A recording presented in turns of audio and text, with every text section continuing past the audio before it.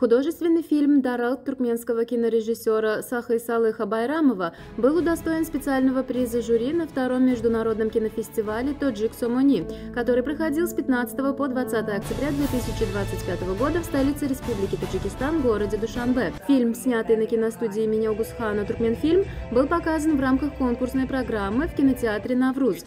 Работу туркменского режиссера оценивали эксперты из России, Казахстана, Кыргызстана и Таджикистана.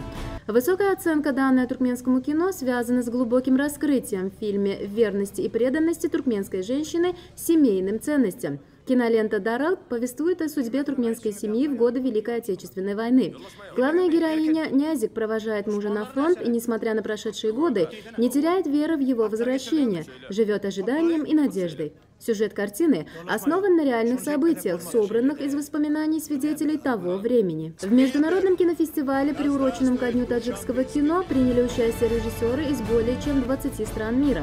Ранее туркменский фильм «Даралт» уже участвовал во множестве международных фестивалей и был удостоен ряда престижных наград. Кроме того, на кинофестивале в Таджикистане был показан художественный фильм «Композитор», снятый режиссером Максатом Галыджевым. Кинолента, представленная вниманию таджикских и зарубежных любителей кино, была снята объединением «Туркменфильм» при поддержке благотворительного фонда по оказанию помощи нуждающимся в опеке детям имени Гурбангулы Бердымухамедова.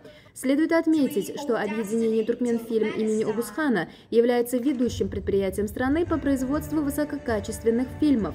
Ежегодно на экраны выходят новые картины различных жанров, отражающие богатую культуру, историю и современную жизнь Туркменистана.